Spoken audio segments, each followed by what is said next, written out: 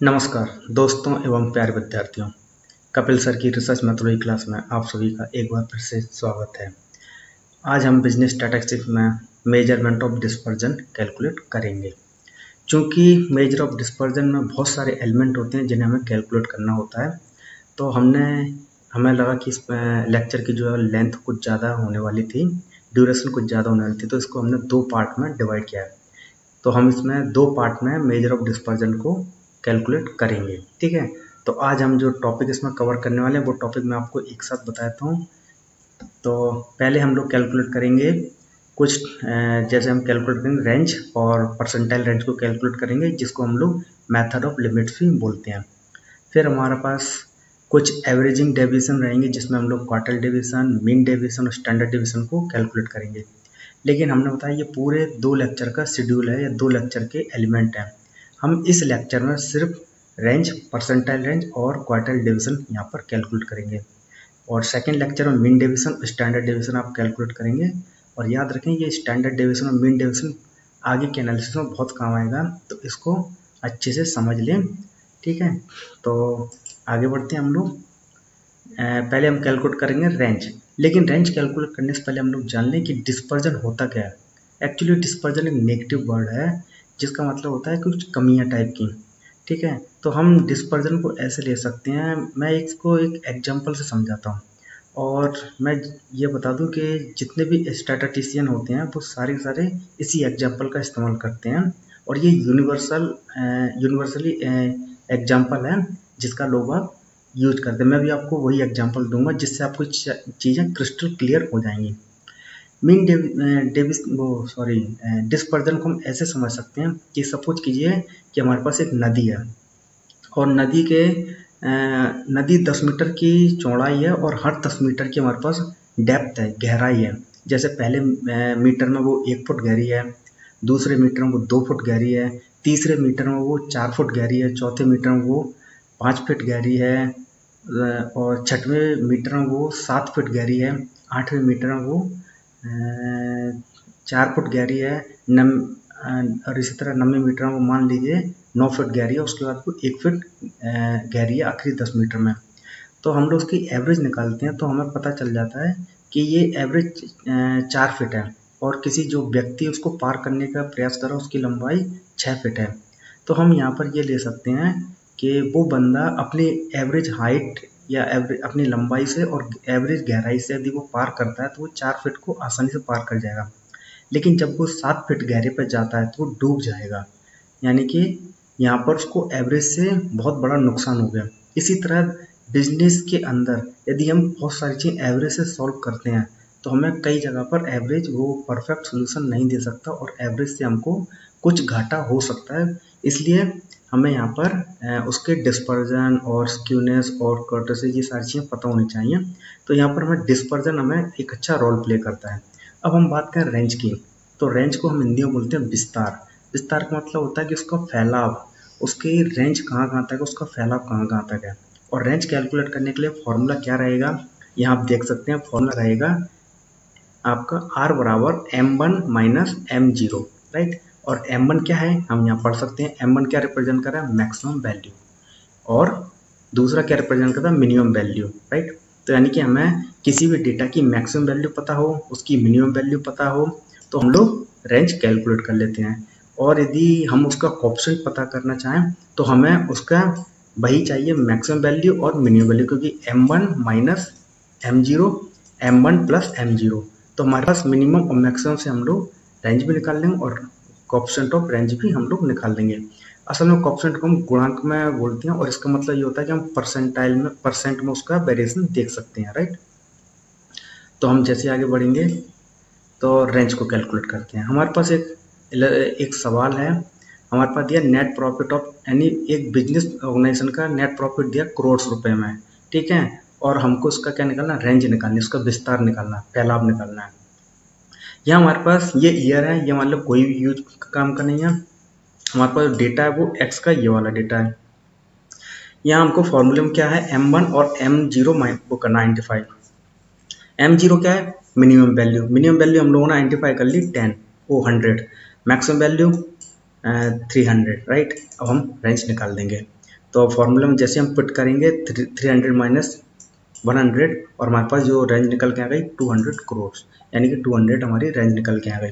अब इसका कोएफिशिएंट निकालेंगे तो हमारे पास इन्हीं को हम लोग क्या करेंगे m1 minus m0 m1 plus m0, हमारे पास मिनिमम मैक्सिमम है, हम लोग पुट कर देंगे वैल्यूज यहाँ पर और ऐसे ही हम लोग ये वाली वैल्यूज यहाँ पर पुट कर देंगे और हम लोग यहाँ माइनस निकाल देंगे उनका डिफरेंस और यहाँ उनका पॉजिटिव दोनों का ऐड कर देंगे। दोनों को माइनस किया तो हमारे पास 200 प्लस किया तो 400 हमारे पास आ गया और जैसे हमने उसको डिवाइड किया तो हमारे पास 0.5 यानी कि 50% जो है उसका क्या रही, रेंज रही। ठीक है, यानी कि फैलाव उसका 50% रहा। इसको हम दूसरे एग्जाम्पल समझते हैं। चलिए हम लोग इसको डिस्क्रीट सीरीज में करते हैं। हमारे पास कुछ ऐसा है, ये मान लीजिए कि ये कुछ जूतों का साइज दिया है और ये उनकी सेल दी हुई है, हमको इनका रेंज देखना है। ठीक है, तो जब भी आप रेंज निकालने की बात करें तो याद रखिएगा डिस्क्रीट सीरीज में जब भी आप रेंज निकालेंगे तो आप फ्रीक्वेंसी को अवॉइड करेंगे। देखिए ये लिखा है ना, टेक अ मिनिमम और मैक्सिमम वैल्यू इन साइज, यानी कि हमको सिर्फ एक्स से ही वैल्यू लेनी है मिनिमम और मैक्सिमम की और अवॉइड करनी है हमको फ्रीक्वेंसी। यही आप कॉन्टिन्यूस सीरीज में करेंगे, फ्रीक्वेंसी को अवॉइड करेंगे और मिनिमम मैक्सिमम लेंगे। तो हमारे पास मिनिमम क्या है 3, मैक्सिमम क्या है 13, तो 13 हमारे पास m1 और m0 3, 13 माइनस 3 10, यानी कि हमारा रेंज कितनी निकल गई 10। बहुत आसान। कोएफिशिएंट निकालने के लिए वही करेंगे हम m1 minus m0 m1 plus m0 और हमारे पास कोएफिशिएंट भी निकल के आ जाएगी। डिफरेंस क्या निकला 10 और इनका ऐड कितना होगा 16 और जैसे हम डिवाइड किया तो हमारे पास आ गया 625 यानी 62.5%। ठीक है, वो हमारी क्या निकल गई, रेंज निकल के आई। बहुत आसान है। ठीक है, आगे बढ़ते हैं हम लोग। इसको हम लोग कॉन्टिन्यूस सीरीज में कैलकुलेट कर लेते हैं और देख लेते हैं ये किस तरह से प्रश्न आ सकता है। अगर एग्जाम में आता है तो दूसरे तरह से भी आ सकता है। तो हमारे पास एक रेंज निकालना है डेटा का। ये हमारे पास कौन सा डेटा है, इंटरवल वाला कॉलम है, तो इसका मतलब ये है कि कॉन्टिन्यूस डेटा है। कॉन्टिन्यूस डेटा हम फिर से क्या करेंगे, अवॉइड कर देंगे फ्रिक्वेंसी को। हम लोग फ्रिक्वेंसी से कुछ लेंगे नहीं। मिनिमम क्या है इसमें 10, मैक्सिमम क्या है इसमें 70। हमारे पास m1 यहाँ पर थोड़ा उल्टा पुल्टा हो गया आपके। ठीक है, तो m1 हमारे पास रहेगा, वो रहेगा 70, m0 रहेगा 10। ठीक है, तो हमने यहाँ पर 70 माइनस 10 यहाँ पर हम करेंगे तो हमारे पास आता है जो इसका रेंज निकल गया तो वो आती है 60। ओके, इसी तरह हम लोग जो इसको कोएफिशिएंट निकालेंगे परसेंट में तो हमारे पास निकलेगी 60 माइनस 80 और डिवाइड करते हैं हमारे पास आ जाएगा 75% या 0.75% रेंज। अब सोचिएगा दूसरे तरह से एग्जाम में कैसे आ सकता है प्रश्न। तो इसमें लिखा है आपकी मिनिमम वैल्यू को फाइंड आउट कीजिएगा जब आपके पास मैक्सिमम वैल्यू 8 दी हुई है, कोएफिशिएंट ऑफ रेंज क्या दिया है 6.6 दिया हुआ है। अब आपको क्या करना है, जो है वो मिनिमम वैल्यू को यहाँ पर निकालना है, आइडेंटिफाई करने की मिनिमम वैल्यू क्या होगी। ठीक है, अब देखिए आपका दी हुई है तो आपका रेंज दिया है 0.6, तो हमारे पास फॉर्मूला क्या था कोएफिशिएंट का, कोएफिशिएंट ऑफ रेंज और m1 minus m0 m1 plus m0। हमारे पास रेंज की कोएफिशिएंट दी हुई है 0.6 जो है वो रेंज है, तो हमने रेंज की वैल्यू यहाँ पुट की, 80 को हमने मैक्सिमम वैल्यू की जगह पर पुट किया और मिनिमम की जगह पे हम चाहो तो x कर सकते हैं या हम m0 रहने देते, तो m0 ही रहने देंगे, हम लोग x में नहीं जाएंगे। तो हम लोग ये हमने वैल्यू पुट की और आप देख सकते हैं सारी वैल्यू हम पुट कर दी, मैक्सिमम m1 की जगह पर और रेंज किया 0.6। अब हम क्या करेंगे, यहाँ पर हमारे पास जब भी इस तरह तो हम लोग 1 मान के क्रॉस मल्टीप्लाई दे देंगे। यहाँ पर क्रॉस मल्टीप्लाई करने के बाद हमारे पास क्या आ जाएगा 80 का, जैसे इसमें 0.6 से मल्टीप्लाई तो हमारे पास 80 का मल्टीप्लाई हो रहा है 0.6 से। यहाँ m0 का 6 से मल्टीप्लाई करें तो 0.6 m0 ये हमने डायरेक्ट लिख दिया और इसके नीचे 1 था तो 1 का मल्टीप्लाई करें तो इसमें कोई फर्क नहीं पड़ने वाला। ठीक है, अब हम 48 प्लस 0.6, ये 48 क्यों आ गया, क्योंकि 80 को जब हम 6.6 से मल्टीप्लाई करें तो 48 आता है और ये 6m एज इट इज और ये 80 minus m0 as it is. अब क्या होता है जब कुछ नॉन मैथ वाले बच्चे समझ लें कि जब इस तरह वैल्यू आती है तो हम लोग क्या करते हैं, जो वैल्यू को एक तरफ ले आते हैं और x की वैल्यू को, पूरी वैल्यूज को एक तरफ ले जाते हैं। तो हम जैसे ये लेके आते हैं तो उसके साइन जो है ना वो पलट जाते हैं, यानी कि साइन बिल्कुल अपोजिट हो जाते हैं, माइनस की वैल्यू प्लस होती है, प्लस की वैल्यू माइनस हो जाती है। तो हमने क्या किया, जैसे हमने यहाँ से m0 आगे लेके आते हैं, ये माइनस का सिंबल इसके आ गया तो m0 जैसे हम आगे लाएंगे तो m का प्लस का हो जाएगा, चाहे वो आगे पीछे कहीं भी हो, प्लस का m हो गया तो उसका साइन पलट के प्लस m हो गया। और जब ये 48 पीछे जाते हैं तो यहाँ पर ये प्लस के साइन है तो जैसे आएंगे तो माइनस के 48 हो जाएंगे, ठीक है। और यही यहाँ पर हो गया, यहाँ पर एक प्लस का साइन गलती से आ गया, इसको आप प्लीज अवॉइड करें, काट दिए, ठीक है। तो अब हमारे पास वैल्यू आई है m0 प्लस 0.6 m0 और 80 माइनस 48। 80 से हम जस्ट 48 को माइनस करें तो 30 हो आता है, और इन दोनों को प्लस करते हैं तो ये 1 है और ये 0.6 1.6 m हो जाता है ये, ठीक है। और ये 32। अब जैसे इसको करेंगे, नॉन मैथ वाले बच्चे समझ लें कि जब इसमें 1.6 का मल्टीप्लाई हो रहा है तो ये इसमें जाते ही डिवाइड हो जाता है पीछे, तो m1 को हम यहाँ लेंगे, 1.6 का मल्टीप्लाई दे देंगे, और 1.6 का मल्टीप्लाई देते ही जैसे यहाँ का हम लोग दशमलव को हटाते हैं तो यहाँ पर 10 का मल्टीप्लाई हो जाता है। तो हम यहाँ पर करेंगे 10 का मल्टीप्लाई हो जाएगा और ये हमारे पास आ जाएगा। तो हम चाहे तो इसको यूं ही काट सकते हैं, तो ये अपने वही किया है 10 का, और ये 16 से ये गया 2 और ये हो गया 10 का मल्टीप्लाई 2 से 20, तो हमारे पास 20 निकल के आ गया, राइट। ओके, तो इस तरह से हम लोग मिनिमम वैल्यू भी आइडेंटिफाई कर सकते हैं, इस तरह के प्रश्न आ सकते हैं, ठीक है। अब हम आगे बढ़ते हैं और हम लोग अभी किस में जाएंगे, क्वार्टाइल डिवीजन को कैलकुलेट करेंगे, ठीक है। ओह सॉरी, मैंने परसेंटाइल को कैलकुलेट करना भूल गए थे, हम परसेंटाइल भी इसमें कैलकुलेट करेंगे। तो परसेंटाइल को हम लोग कैलकुलेट करने के लिए क्या करते हैं, सबसे पहले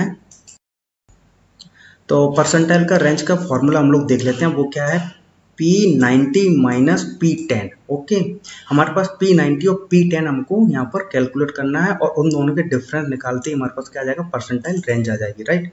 तो यहाँ हमको क्या है, पहली कंडीशन P90 निकालना और P10 निकालना है, और उसका हम लोग परसेंटाइल रेंज निकाल लेंगे। तो P90 निकालने के लिए फॉर्मूला क्या होता है, ये रहा P90 निकालने का फॉर्मूला, ठीक है। यहाँ हमको परसेंटाइल क्या निकालना है, कैलकुलेट करना P90। और जब हम लोगों ने पहले लेक्चर में पढ़ा है कि P90 कैसे निकालते हैं, जिन लोगों ने नहीं देखा है वो जाके हमारे पहले लेक्चर को देख लें, और फिर मैं एक ब्रॉड में आपको जल्दी जल्दी बताता हूँ कि कैसे निकाला हमने ये। तो सबसे पहले हम लोग देखते हैं L1, यहाँ पर हमारे पास L1 L2 L1 L2 L1 L2 L1 L2 और ये हर एक में फ्रिक्वेंसी दी हुई है, लेकिन हमको कौन सी रीड करनी है, रीडेबल कौन सी है वो पता करना है। तो हम लोग सब P10 यानी कि सबसे पहले हम P10 निकालेंगे, इसको बोलते हैं परसेंटाइल नंबर, और P10 निकालने के लिए हम लोग करते हैं 10 मल्टीप्लाई नंबर डिवाइड बाय 100, ठीक है। तो हमारे पास 10 नंबर को हम लोग लेते हैं, और इसका जो टोटल फ्रिक्वेंसी है 60 है, इसका क्यूमुलेटिव भी हमने बना लिया, ये भी हमको पता है कैसे बनाते हैं। और हमने जैसे डिवाइड किया तो हमारे पास आता है कितना, 6 निकल के आती है, यानी कि 6 जो है वो आपकी परसेंटाइल है, 6 के अंदर आपका परसेंटाइल आती है। अब देखिए 6 किसके अंदर आता है, 6 वैल्यू किसके अंदर आती है, इसमें नहीं आती 6 वैल्यू, 6 इसके अंदर आती है, यानी कि हमारी 40 नंबर उसके अंदर हमारी 6 आती है। तो अब 6 के सामने वाली सारी वैल्यू को हम लोग हाईलाइट कर लेंगे, ये हमने हाईलाइट कर लिया। तो अब इसका L1 हमारा L1, इसका L2 हमारा L1, ये F हमारा F। तो हम लोग फॉर्मूले में वैल्यू पुट करेंगे, वैल्यू हमारे पास पता है, ये हमारा L1 यहाँ पर हो गया, ये हमने L2 हमारा यहाँ आ गया, ये फिर से L1 यहाँ पर आ गया, राइट। और ये हमारा F रहेगा, ये हमारा F हो गया, राइट। और याद रखें जिस फ्रिक्वेंसी हमारी फ्रिक्वेंसी आती है उससे छोटी वाली फ्रिक्वेंसी हमारी C कहलाती है।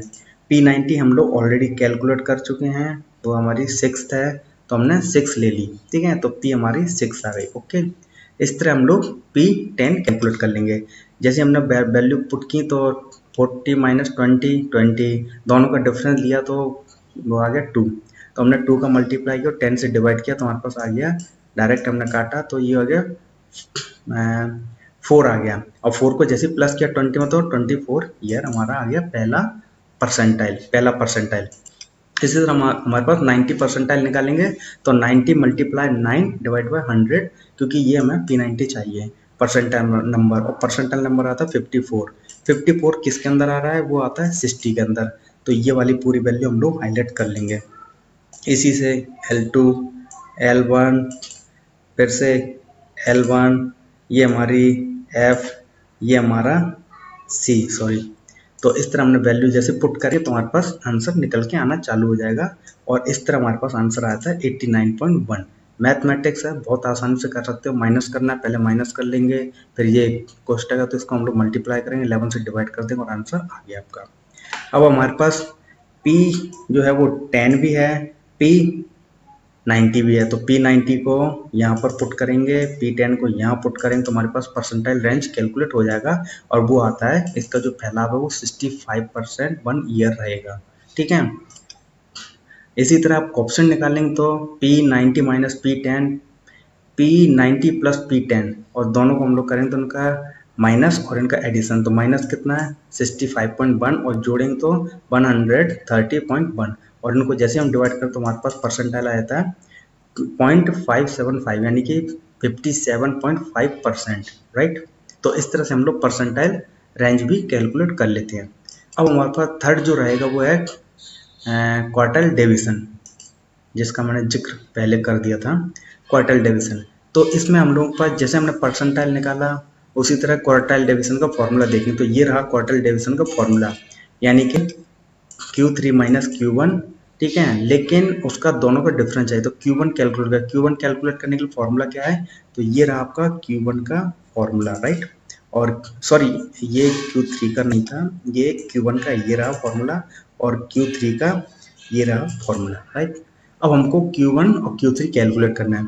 यहाँ हमारे पास Q1 दिया हुआ है क्योंकि L1 L2 हमारे पास सारे दिए हैं, लेकिन हमें क्वार्टाइल नंबर निकालने, तो क्वार्टाइल नंबर निकालने के लिए हमारे पास टोटल फ्रीक्वेंसी डिवाइड बाय 4, क्योंकि हमें पता है क्वार्टाइल क्या होता है, पूरे डेटा को 4 इक्वल क्वार्टर में डिवाइड करना होता है और उस 4 क्वार्टर में से एक क्वार्टर अपना फर्स्ट क्वार्टर कहलाता है और थर्ड क्वार्टर, तो हमें फर्स्ट और थर्ड का डिफरेंस देखना है। ठीक है, तो हमारे पास फॉर्मूला है, हमने Q1 निकाल लिया, क्वार्टाइल नंबर हमारा निकाला 12.1। अब देखिए 12.1 किसके अंदर आता है, 11 से बड़ा है, 12 इसके अंदर आता है, तो हम ये सारी वैल्यू को हाईलाइट कर लेंगे, राइट। इसी तरह जैसे हम परसेंटाइल में कैलकुलेट किया, अब ये L1 हमारा L1, ये L2 हमारा L2, ये वाला और ये L2 ये हमारी फ्रिक्वेंसी और ये हमारा C जैसे हम पहले लिया था, तो सारी वैल्यू पुट की हमने, यानी कि हमने L2 ये रहा L2, ये रहा L1, ये रहा फिर से L1, ये रहा आपका ये F है, इसको N कर दिया, टोटल वो F है ये, ठीक है। और ये हमारा सॉरी ये वाला हमारा रहेगा C, ठीक है, और यही हमने वैल्यू पुट की। यहाँ ये N थोड़ा रॉन्ग है, इसको आप गलत ये टोटल फ्रिक्वेंसी यानी कि ये आपका सिग्मा F रहेगा, ठीक है। तो अब आपको सॉरी सिग्मा नहीं F ही रहेगा जी, टोटल वो फ्रिक्वेंसी रहेगी आपकी ये फॉर्मूले में, आप पिछले वीडियो में देख सकते हैं इसका फॉर्मूला, ठीक है। तो हम जैसे ही निकालें तो हमारे पास Q1 निकल के आ गया, हमारे पास Q3 निकल के इसी तरह आ जाएगा, ज़्यादातर वैल्यू निकाल के, क्योंकि हमारे पास 3n से जैसे डिवाइड करें 37.5 निकल के आता है और 37.5 किसके अंदर आता है, वो इसके अंदर आएगा, ठीक है। तो हम लोगों का जो परसेंटाइल रहेगा वो इस वाली वैल्यू को रीड करेंगे और इस तरह से हम लोग Q3 Q1 निकालें, दोनों का डिफरेंस निकालेंगे तो हमारे पास ये आ गई क्वार्टाइल डिवीजन, ठीक है। और जब इनको कोएफिशिएंट निकालेंगे तो Q3 minus Q1, Q3 plus Q1 दोनों का हम डिफरेंस निकालेंगे तो आप देखेंगे 14.67 जैसे ये रहा आपका डिफरेंस और इनका ऐड करें तो 56.17 और दोनों को डिवाइड करते हैं तो 0.261 आता है, यानी कि 26.1% इनके अंदर जो है वो डिवीजन है, क्वार्टाइल डिवीजन निकल के 26.1 निकल के आ रहा है, ठीक है। तो इस लेक्चर में इतना ही, अभी हम नेक्स्ट लेक्चर और करेंगे जिसमें हम लोग मीन डेविएशन और स्टैंडर्ड डेविएशन पर बात करेंगे, तो उसको भी आप जरूर देखिएगा, तभी आपका डिस्पर्जन पूरा हो पाएगा। और यदि आप हमारे वीडियो को पसंद करते हैं तो उसको लाइक करें, शेयर करें, चैनल को सब्सक्राइब करें और बेल आइकन को ज़रूर दबाएं। आपका बहुत बहुत धन्यवाद और मेरी कॉन्टैक्ट डिटेल यहाँ दी हुई है, आप मुझे मैसेज भी कर सकते हैं कमेंट बॉक्स में, मैं आपका रिप्लाई करूँगा। बहुत बहुत धन्यवाद। नमस्कार दोस्तों एवं प्यारे विद्यार्थियों, कपिल सर की रिसर्च मैथड क्लास में आपका एक बार फिर से स्वागत है। बिजनेस स्टैटिस्टिक्स हमने कई एनालिसिस कर चुके हैं बिजनेस स्टैटिस्टिक्स के अंदर, और अभी हम जो एनालिसिस कर रहे हैं उसका नाम है मेजरमेंट ऑफ डिस्पर्जन। हमने बताया था कि मेजरमेंट ऑफ डिस्पर्जन में बहुत सारे एलिमेंट है जिनको हमको कैलकुलेट करना होता है, एनालिसिस करना होता है। तो इस लेक्चर को हम लोगों ने क्या किया, दो भागों में विभाजित किया था, दो पार्ट में डिवाइड किया था इस लेक्चर को, ठीक है। और हमने जो इसमें टॉपिक जो कवर करने थे वो टॉपिक थे, सबसे पहले हमने range, percentile range, quartile division, mean division, standard division. हमने जैसे हमने बताया इस लेक्चर को हमने दो पार्ट में डिवाइड किया था, measurement of dispersion 1, measurement of dispersion 2। तो उसमें हमने जो पहला लेक्चर था उसमें हमने रेंज, परसेंटाइल रेंज और क्वार्टाइल डेविएशन कैलकुलेट किया। इस लेक्चर में हम लोग मीन डेविएशन और स्टैंडर्ड डेविएशन को कैलकुलेट करेंगे। मीन डेविएशन को पहले जान लेते हैं, इसको बुकिश लैंग्वेज की क्या कहती है। बुकिश लैंग्वेज का नाम mean deviation is a arithmetic average deviation, या हम कहेंगे मीन डेविएशन और average deviation is a arithmetical average deviation of all the values taken from a statistical average bracket में, या दैट इज मीन, मीडियन और mode of the series. यानी कि हम ये मान के चलते हैं कि जो मीन, मीडियन, मोड है वो एक स्टैटिस्टिकल एवरेज है, और और मीन डेविएशन जो होता है वो इसमें अर्थमेटिकल एवरेज डेविएशन होती है ऑल द आइटम्स की जो हमने स्टैटिस्टिकल एवरेज में लिए हैं। यानी कि मीन डेविएशन हर आइटम्स के डेविएशन बताता है, एवरेज डेविएशन बताता है कि हर आइटम कितना डेविएट है। ठीक है, और डेविएशन शब्द को जानने के लिए हम लोग ये मान लें, डेविएशन मतलब होता है कि जैसे कि अपने स्थान से कुछ भी, या कोई वैल्यू या कोई पर्सन अपने स्थान से एक स्थान या तो आगे खिसक जाए या अपने स्थान से दूसरे स्थान पर चला जाना डेविएट कहलाता है। एग्जाम्पल में ऐसे समझ लेते हैं, जैसे हम लोग सीढ़ियों पर खड़े हैं, 10-12 सीढ़ियाँ हैं और हम लोग किसी मिडिल सीढ़ी पर खड़े हुए हैं, और अचानक से हम अपनी एक सीढ़ी को छोड़ करके दूसरी सीढ़ी पर मूव कर जाते हैं, तो हम अपने स्थान से एक स्थान क्या हुआ, मूव हो गए, यानी कि डेविएट हो गए। तो ये होता है डेविएट, हिंदी में इसको बोलते हैं विचलन, यानी कि अपनी जगह से स्थान परिवर्तन हो जाना, इसको हम लोग डेविएशन बोलते हैं। और मीन डेविएशन कभी भी जो है वो अकेले कैलकुलेट नहीं होता है। मीन डेविएशन हमेशा mean deviation from mean, mean deviation from median और मीन डेविएशन फ्रॉम मोड, इस तरह वो कैलकुलेट होता है। और याद रखें, जब इंडिविजुअल सीरीज में होता है तो उसके फॉर्मूले कुछ और होते हैं, और आपके जो डिस्क्रीट और कॉन्टिन्यूस में होता है उसके फॉर्मूले कुछ और हो जाते हैं। ठीक है, तो इस तरह से हम लोग इन फॉर्मूले की मदद से हम लोग मीन डेविएशन कैलकुलेट कर लेते हैं। आप इन फॉर्मूले को नोट कर ले, ये बहुत काम आने वाले हैं, इसका स्क्रीनशॉट भी ले सकते हैं। और जब हम इसमें मीन डेविएशन निकालने के बाद उसका एक कोएफिशिएंट निकालते हैं, कोएफिशिएंट उसकी परसेंट में वैल्यू को बताता है, और कोएफिशिएंट निकालने के लिए फॉर्मूले अलग अलग होते हैं। जब मीन डेविएशन कोएफिशिएंट और मीन डेविएशन फ्रॉम मीन निकालेंगे तो वो रहेगा डेल्टा डेल्टा एक्स बार। इसका मतलब ये है, डेल्टा ये जो होता है वो एक स्मॉल डेल्टा इसको बोलते हैं हम लोग। जो नॉन मैथ के बच्चे वो जान ले कि ये स्मॉल डेल्टा का साइन है, और ये हमेशा मीन डेविएशन को रिप्रेजेंट करता है रिसर्च मैथोलॉजी में, स्टैट्स के अंदर। और जब ये एक्स बार लगाए तो उसका मतलब ये हो गया कि मीन डेविएशन फ्रॉम मीन, और ये डेल्टा स्मॉल डेल्टा यहाँ पर है तो मीन डेविएशन फ्रॉम एम, क्यों, क्योंकि एम यानी मीडियन। मीन डेविएशन अगर डेल्टा जेड है तो मीन डेविएशन फ्रॉम मोड, इस तरह से उसको हम लोग बताएंगे। तो यहाँ रहेगा delta X bar divide by X bar, यानी कि mean deviation from mean divided by mean. इस जब ये हम लोग इस फॉर्मूले से वैल्यू निकालेंगे किसकी, एक्स बार की, ये वाली वैल्यू, जब उस वैल्यू को हम लोग एक्चुअल मीन से डिवाइड कर देंगे तो हमारे पास कोएफिशिएंट निकल के आएगा। इसी तरह से जब coefficient of mean deviation from median निकालेंगे तो डीएम की वैल्यू, यानी कि ये वाली वैल्यू या इससे जो भी वैल्यू निकल के वो यहाँ रख के एक्चुअल में से डिवाइड करती कोएफिशिएंट आएगा, और परसेंट में हम उसको बता पाएंगे कि कितना डेविएशन है इसमें। ठीक है, तो हम लोग आगे बढ़ते हैं, एक एनालिसिस करते हैं तो इसको और ज़्यादा क्रिस्टल क्लियर कर दें। एक छोटी सी इसकी अजम्पशन है, या हम बता दें, ये बहुत अच्छी बात है कि ये जो ब्रैकेट है जो हम वैल्यू लेते हैं, देखिएगा आप जिस ब्रैकेट को देखें, इस ब्रैकेट को हम लोग मॉडुलस ब्रैकेट बोलते हैं, यानी कि सिग्मा मॉडुलस ब्रैकेट dx। इसका मतलब ये है कि जो भी वैल्यू उसके अंदर आएगी, जैसी वैल्यू आएगी उसको हम लोग साइन को करेंगे, सबको पॉजिटिव साइन मानेंगे, यानी कि नेगेटिव पॉजिटिव हो जाएंगे, पॉजिटिव पॉजिटिव ही रहेंगे।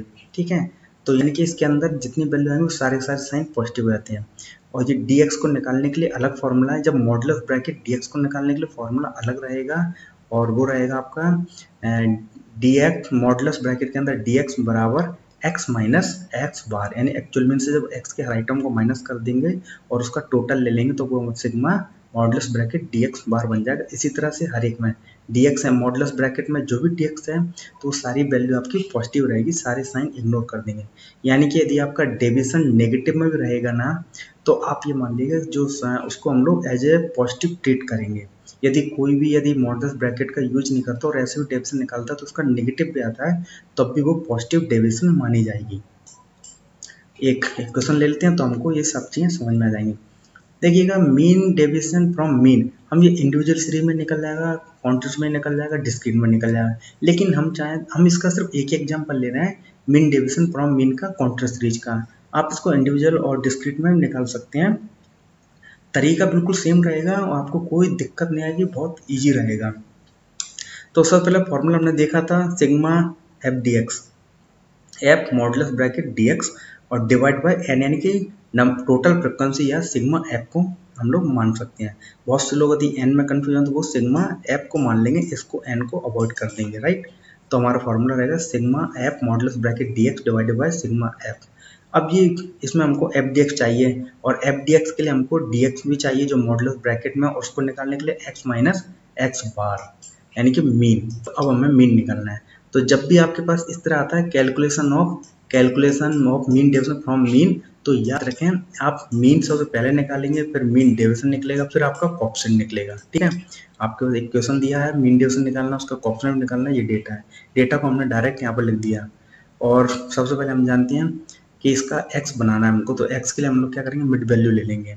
तो 3 और 4 के बीच में मिड वैल्यू रहेगी 3.5, 4 5 के बीच में मिड वैल्यू रहेगी 4.5, या दोनों को जोड़ करके 2 से डिवाइड कर देंगे, अपने आप में मिड वैल्यू आ जाएंगी सभी की।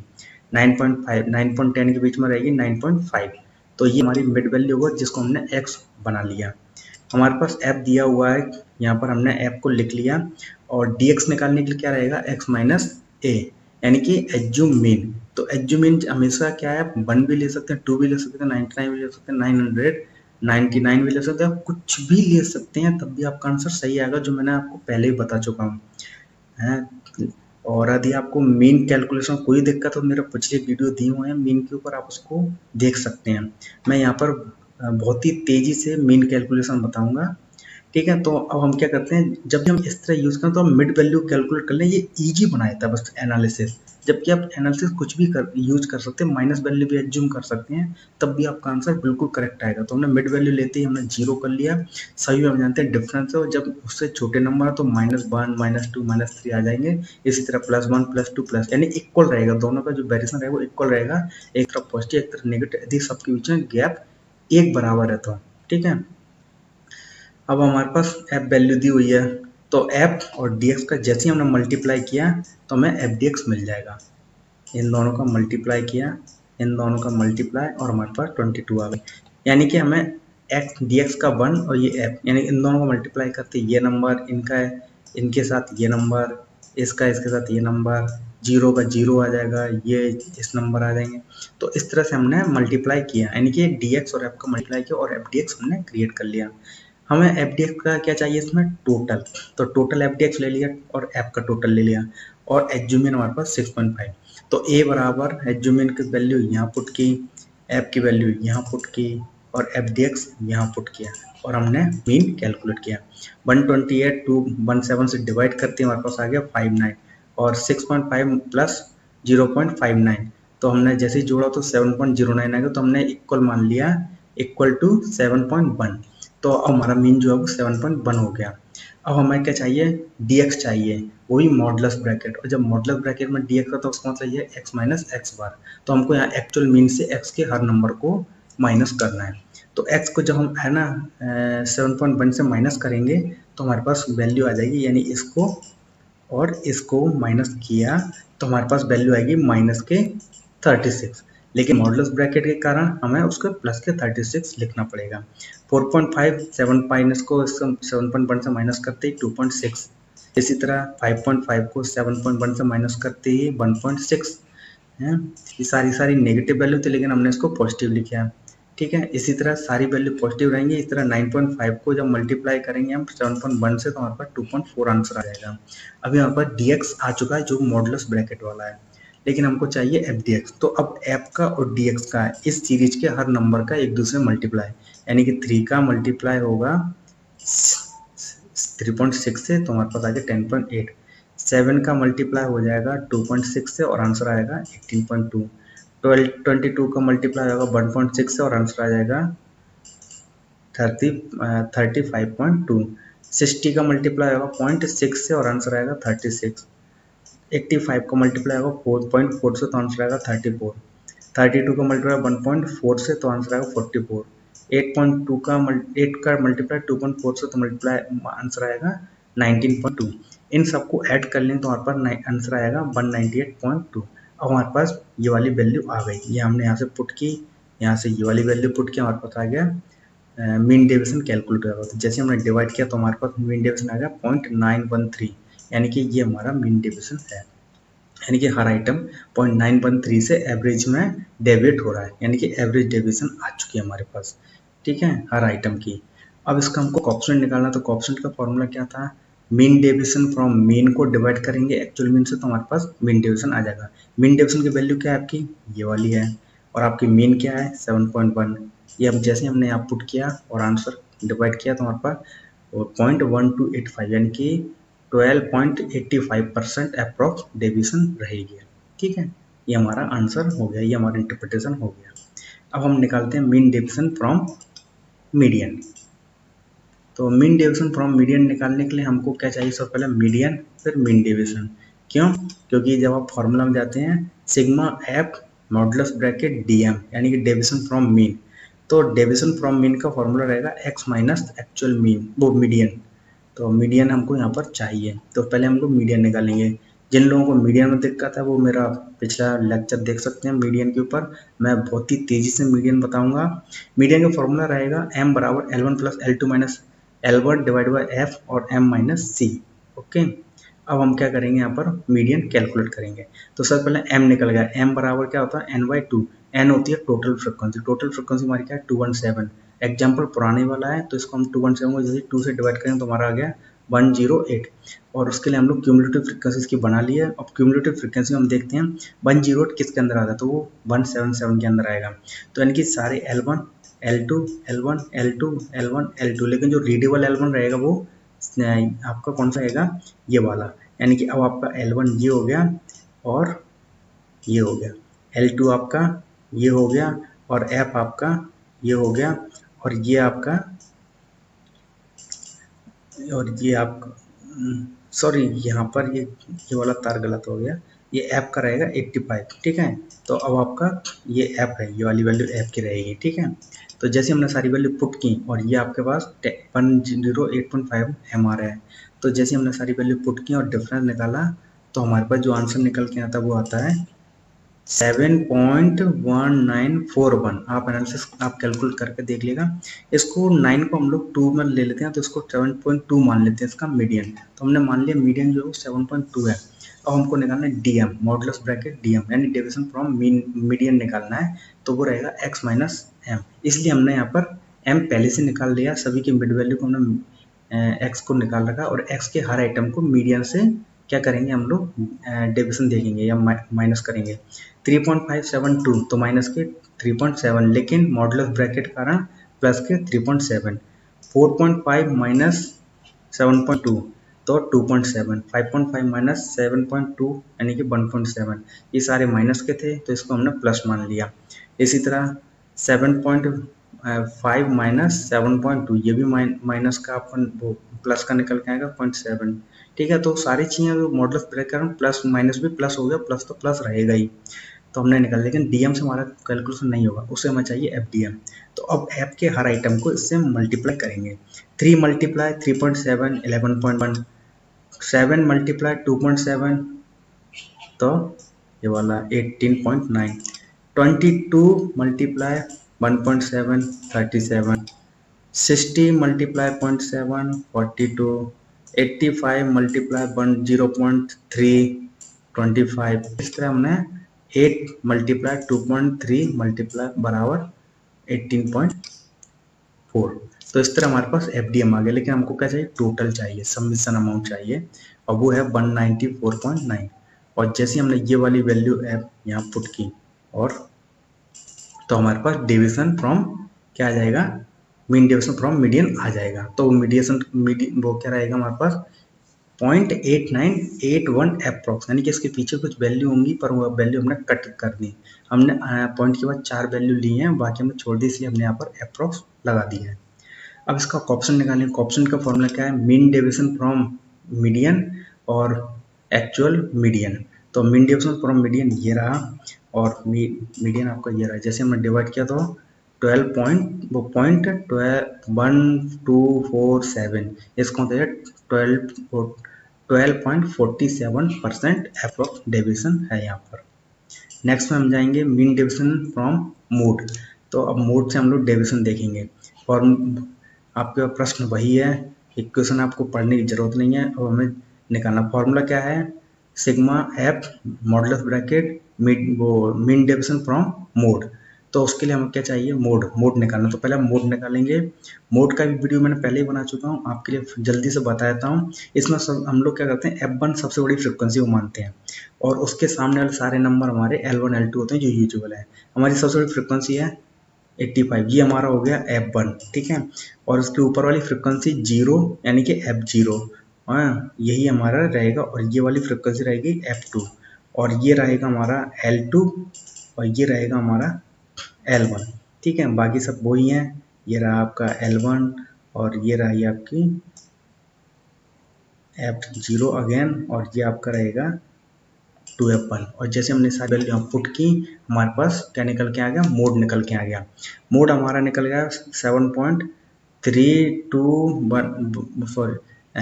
प्लस 0.3205। तो हमने इसको मान लिया अप्रॉक्स यानी कि लगभग 7.32। हमने बाकी वैल्यू कट कर दिया और 7.32 हमारा जो है मोड रहेगा। अब हमें डी जेड निकालना है, ये हर तरह से वही रहेगा। एक्स के हर नंबर को एक्चुअल मोड से माइनस करेंगे। तो एक्स के तो हमने मोड कितना है 7.32 और एक्स क्या है हमारा 3.5। जैसे हमने डिवाइड किया, सॉरी माइनस किया 3.5 और 7.32, इन दोनों को माइनस किया, आंसर माइनस के 3.82। लेकिन वो मॉडुलस ब्रैकेट के कारण प्लस के रहेंगे सारे। इसी तरह जब इसको इसके माइनस किया तो ये वाली वैल्यू आ गई। ये माइनस करते हैं और पर सारी वैल्यू निकल गई। इसको हम लोग फिर एफ से मल्टीप्लाई कर देंगे, यानी कि 3 मल्टीप्लाई 3.82 11, इन दोनों को मल्टीप्लाई ये वाली वैल्यू, इन दोनों को मल्टीप्लाई ये वाली वैल्यू। तो ऐसे करके हमारे पास एफ और मॉडुलस ब्रैकेट डी जेड यानी एफ डी जेड वैल्यू आ गई। और एफ डी जेड को जब हमारे पास टोटल करके ये लिया, हमने टोटल को डिवाइड कर दिया टोटल फ्रिक्वेंसी पे, तो हमारे पास क्या आ जाएगा 0.8794 अप्रॉक्स, यानी इसके पीछे की और वैल्यू थी इसलिए अप्रॉक्स है। तो ये हमारा क्या रहेगा, मीन डेविएशन फ्रॉम मोड रहेगा। और कॉएफिशिएंट निकालने के लिए हम इस नंबर को डिवाइड कर देंगे एक्चुअल मोड से, तो हमारे पास कॉएफिशिएंट निकल के आएगा 0.2104 यानी कि 12.1% अप्रॉक्स, ठीक है। ये हमारा निकल के आ जाएगा। अब हम बात करें स्टैंडर्ड डेविएशन की। स्टैंडर्ड डेविएशन देखा जाए तो एक अच्छा एनालिसिस है और आगे बहुत सारे एनालिसिस, जैसे हम रिग्रेशन कैलकुलेट करें तो हमको स्टैंडर्ड डेविएशन कैलकुलेट करना पड़ेगा। स्टैंडर्ड डेविएशन एक स्टैंडर्ड बताता है डेविएशन का। यदि इसको हम देखा जाए तो ये बहुत ही अच्छा, बहुत ही पॉजिटिव है। अब इसको एक एग्जाम्पल समझने की कोशिश करें तो बहुत अच्छे समझ में आ जाएगा। सपोज कीजिएगा कि आपको कुछ इन्वेस्टमेंट प्लान करना है, आपको कुछ पैसा है जो आपको इन्वेस्ट करना चाहते हैं किसी शेयर बाजार में।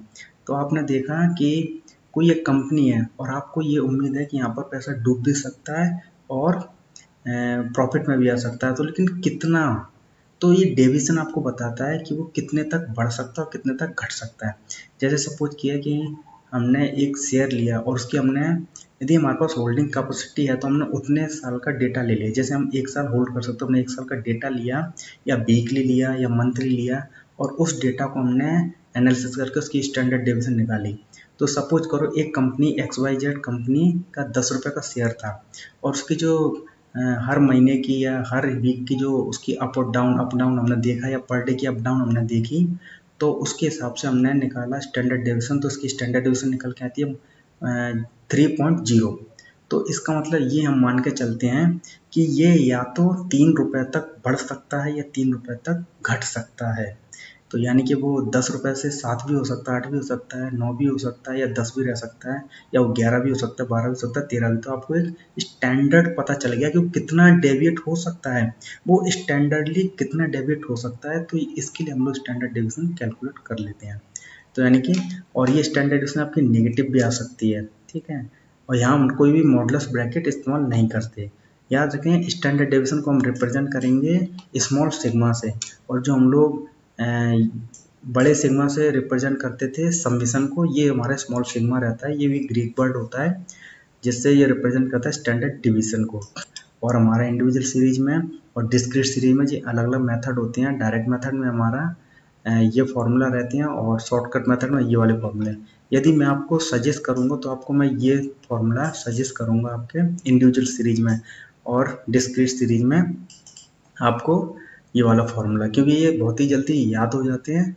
और आपको जब भी इनको ये एनालिसिस लंबी नहीं होती है, ज़्यादा लेंदी नहीं होती है, और आगे जब भी एनालिसिस करेंगे तो आपको यही ज़्यादा फार्मूले आपको देखेंगे, वो किताब में भी यही फार्मूले मिलते हैं। लेकिन जब आपको कोएफिशिएंट भी निकालना है, याद रखें, आप अगर स्टैंडर्ड डिवीजन निकालना है तो आप बिना मीन के स्टैंडर्ड डिवीजन निकाल सकते हैं। लेकिन जब आप कोएफिशिएंट निकालना चाहते हैं तो आपको मीन कैलकुलेट करना ही पड़ेगा, क्योंकि यहाँ मीन से ही डिवाइड होगी स्टैंडर्ड डिवीजन को। और अगर आप डी निकालते हैं तो यहाँ आपका डी का मतलब होता है एक्स माइनस एक्स बार, यानी कि एक्चुअल मीन से होता है। तो आप ये फार्मूला और ये फार्मूला इंडिविजुअल सीरीज से बिल्कुल रट लें, और यहाँ से आप ये वाला फार्मूला रट लें, ठीक है। तो आपको ये 3 फार्मूले बहुत काम आने वाले हैं। स्टैंडर्ड डिवीजन का फार्मूला पता है, sorry coefficient of standard division का फार्मूला आपको पता है, standard division divide by mean, तो आपका हो जाएगा कोएफिशिएंट ऑफ स्टैंडर्ड डिवीजन निकल के आ जाएगा, राइट। हम लोग एक एग्जांपल को कैलकुलेट करते हैं और देखते हैं स्टैंडर्ड डिवीजन क्या है। इसमें हम दोनों मेथड यूज करते हैं, डायरेक्ट और शॉर्टकट मेथड, ठीक है, और इसका कोएफिशिएंट भी निकालते हैं। तो स्टैंडर्ड डिवीजन निकालने के लिए हम लोगों ने एक डेटा लिया है, ये हमारे पास डेटा है, ये इंडिविजुअल सीरीज का डेटा है और इसका सिर्फ सीरियल नंबर दिए हुए हैं। हमने डेटा लिया, लेकिन हमको क्या निकालना है इसमें, डायरेक्ट मेथड से डी, और डी का मेथड क्या है, एक्स माइनस एक्स बार। यहाँ मॉडुलस ब्रैकेट नहीं है तो इसलिए यहाँ पर नेगेटिव भी आएंगे और पॉजिटिव भी आएंगे। तो एक्स बार, तो हमको मीन निकालना है, एक्चुअल मीन, और एक्चुअल मीन निकालने का फॉर्मूला है एक्स बार सिग्मा एक्स अपॉन एन, यानी कि इसका टोटल को जब नंबर ऑफ आइटम से डिवाइड कर देंगे तो नंबर ऑफ आइटम 10 थे, तो हमारे पास 10 यहाँ आ गए और इसका टोटल यहाँ आ गया। और जैसे हमने इसको डिवाइड किया तो 154 हमारा मीन निकल के आ गया। और इस मीन से जब ईच आइटम को हमने माइनस किया, यानी कि 154 से माइनस किया है, तो हमारे पास ये वैल्यू निकल के आ गई, ठीक है। अब इस वैल्यू को हमने स्क्वायर किया, जैसे हमने 9 का स्क्वायर किया तो स्क्वायर होते ही सारे प्लस हो जाते हैं साइन। तो जैसे हमने इसका स्क्वायर किया तो 81 36 ये हमारे पास आंसर आ गया। तो इसका हमने टोटल ले लिया, ये सिग्मा का टोटल है, तो हमारे पास सिग्मा डी स्क्वायर हमारे पास निकल गया 232, ठीक है। इस वैल्यू को जैसे हमने यहाँ पुट किया और नंबर ऑफ आइटम जो हमारे पास 10 थे उसको हमने जैसे यहाँ पुट किया तो हमारे पास वैल्यू आती है। जैसे हमने डिवाइड करते हैं तो 33.2%, और जिसका इसका अंडर रूट हटाया, जैसे इसको हमने इसका स्क्वायर निकाला या रूट लिया तो हमारे पास निकल गया 4.816, यानी इसका जो स्टैंडर्ड डिवीजन है वो 8.6 रहेगा इसका जो मीन का, ठीक है। इसी तरह हम लोग शॉर्टकट मेथड से यूज करते हैं, तो हमारे पास फॉर्मूला है डी एक्स स्क्वायर और डी एक्स का होल स्क्वायर। याद रखें फर्क बहुत आसान है, D x square D x का होल स्क्वायर और डिवाइड बाय एन। तो हमको डी एक्स निकालना, और डी एक्स कैसे निकला, एक्स माइनस ए, यानी कि एक्स के हर आइटम को एज्यूमिन से माइनस करना, और एज्यूमिन हमने लिया 56 को लिया तो यहाँ 56 जीरो के बाकी माइनस के प्लस के हमारे निकल के आ जाएंगे। ये हमने एक्स के हर आइटम को क्या किया, एज्यूमिन से माइनस किया, हमारे पास डी एक्स आ गया। अब डी एक्स का हमने जैसे स्क्वायर किया तो हमारे पास ये वैल्यू निकल के आ गई। जैसे इस वैल्यू को हमने जोड़ा, इन सबको जोड़ के ये वैल्यू निकला, इसको हमने यहाँ पुट किया डी एक्स, और हमें क्या चाहिए डी एक्स का टोटल। तो डी एक्स हमारा माइनस का 20 निकल के आया, याद रखें -20 डी एक्स निकल के आए। तो डी एक्स की वैल्यू यहाँ पुट किया हमने, और हमारे पास नंबर ऑफ आइटम कितने हैं 10, तो दोनों के नीचे हमने 10 को पुट किया। तो अब देखो इसको एनालिसिस कैसे करते हैं।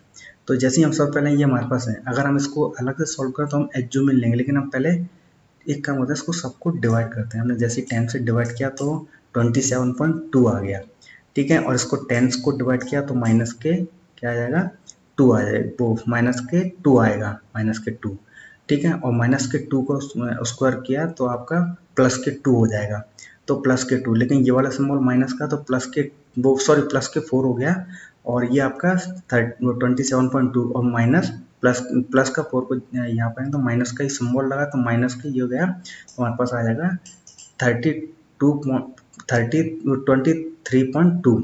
तो अब इसको जैसे हमने रूट हटाया, इसका अंडर रूट लिया तो हमारे पास 4.816 आंसर आ गया जैसे बढ़ा। अब इसका कोएफिशिएंट निकालेंगे तो हमारे पास मीन की वैल्यू है, मीन हमारे पास ये रहा, स्टैंडर्ड डिवीजन ये रहा, जैसे हम डिवाइड करेंगे तो इसमें आ जाता है 0.0312, यानी कि 3% या 3.12% अप्रोक्स इसमें स्टैंडर्ड डिवीजन निकल के आई। अब नेक्स्ट स्टैंडर्ड डिवीजन निकालेंगे हम लोग किससे, यहाँ पर डिस्क्रीट सीरीज में। डिस्क्रीट सीरीज में हमारे पास डेटा है, हमने इसको यहाँ पर पुट किया, ठीक है। अब जैसे हम dx निकालेंगे तो x माइनस ए और ए एच जो हमने किया 9 मिड वैल्यू, तो हमारे पास मिड वैल्यूज में जब मैं गैप हमारे साथ एक जैसा तो हमने मिड वैल्यू से ये निकाल लिया, यानी ये एज्यूमिन से हमने x के नंबर को माइनस किया, हमारे पास आ गया dx का जैसे हमने स्क्वायर किया। यहाँ देखेंगे सिर्फ स्टैंडर्ड डिवीजन निकालने, कोएफिशिएंट नहीं निकालना। ये मैंने इस अलग एग्जांपल लिया आप लोगों के लिए ताकि आपको पता चल जाए कि मीन जरूरी है या नहीं, सिर्फ कोएफिशिएंट के लिए आपको मीन जरूरी पड़ेगा। तो जैसे हमने निकाला तो हमारे पास निकल के आता है ये वाली वैल्यू dx स्क्वायर की, ठीक है। ये हमारे पास dx स्क्वायर, ठीक है। अब हमने क्या करेंगे, इसको f dx स्क्वायर भी निकालेंगे और इसमें यहाँ एक चीज़ और देखने वाली बात है, आपको बहुत अच्छे समझ लीजिए। बहुत से लोग ऐसी गड़बड़ियाँ कर जाते हैं। जब हम dx स्क्वायर की बात की तो हमने dx का स्क्वायर यहाँ कर लिया, 3 का स्क्वायर 9, 2 का स्क्वायर 4, ये सारा स्क्वायर हमने कर लिया।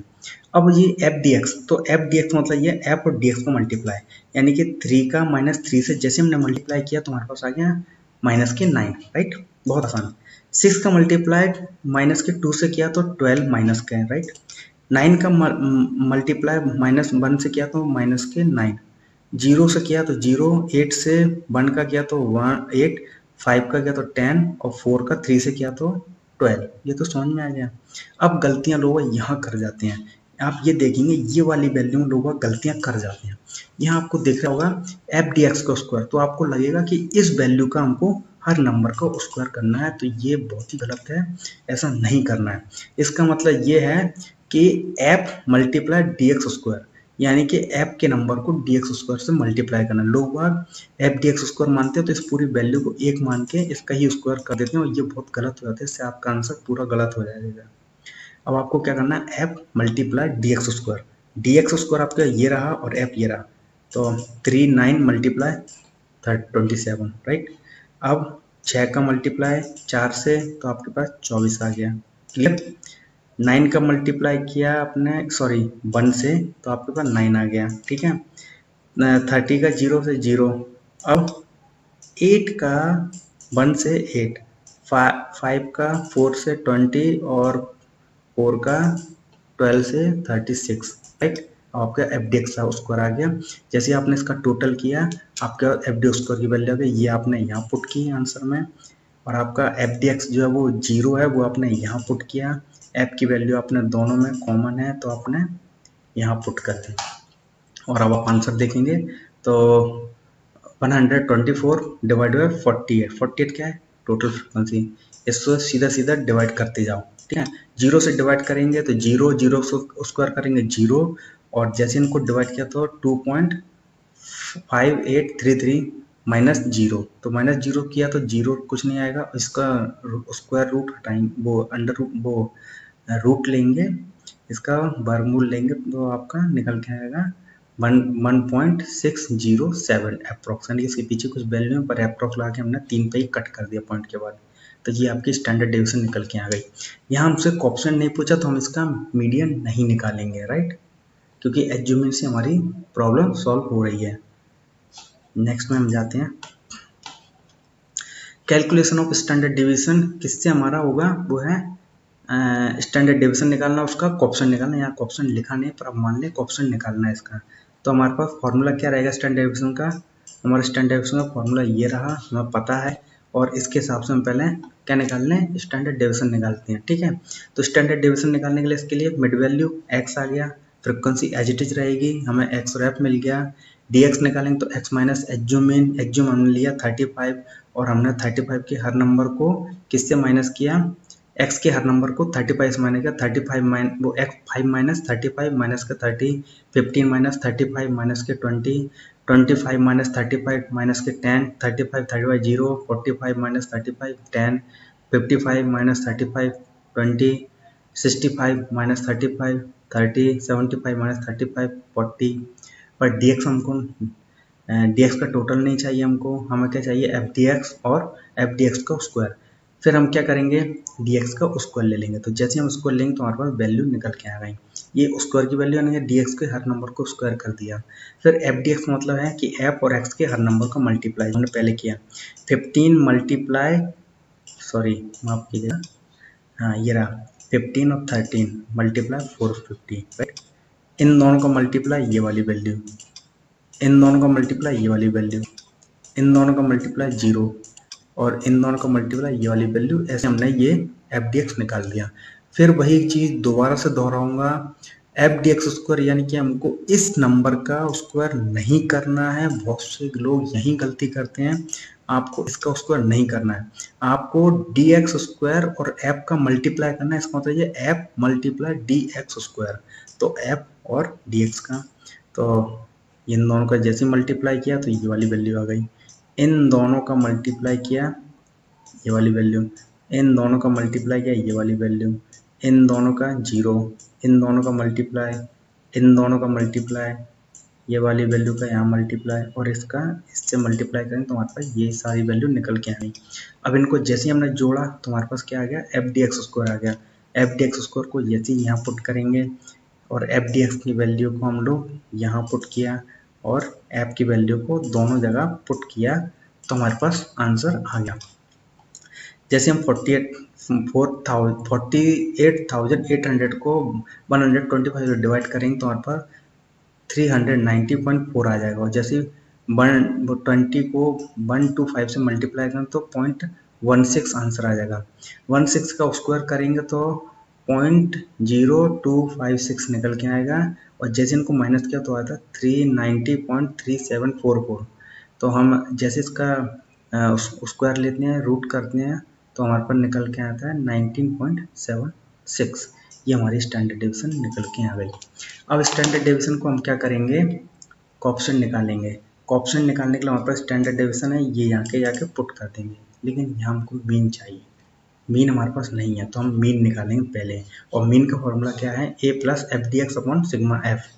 और यहाँ पर हमारा एफ डी एक्स की वैल्यू हम ऑलरेडी निकाल चुके हैं, हमारे पास सिग्मा एफ पहले से ही है, एग्जूमेंट हमने कर ही चुके हैं, तो हमारे पास सारी वैल्यू निकली हुई है। हम यहाँ पुट करेंगे और आंसर हमारा 35.16 आंसर आ गया। और ये वैल्यू जैसे ही यहाँ पुट करेंगे तो आंसर निकल के आ गया 50.56 और 56% डेविएशन आ रही है, यानी कि 56 डेविएट हो सकता है, यानी कि प्रतिशत में वो 56% पॉजिटिव या 56% वो नेगेटिवली डेविएट हो सकता है। तो आई होप आप लोगों को मेजरमेंट ऑफ डिस्पर्जन कैलकुलेट करना आ गया होगा।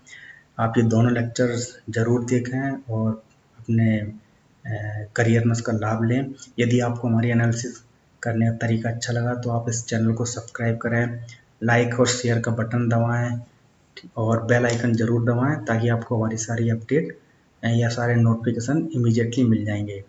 धन्यवाद। और मेरी कॉन्टैक्ट डिटेल यहाँ दी हुई है, कोई भी क्वेरीज हो तो आप कमेंट बॉक्स में भी लिख सकते हैं, मैं ज़रूर आपका रिप्लाई करूँगा। Thank you very much.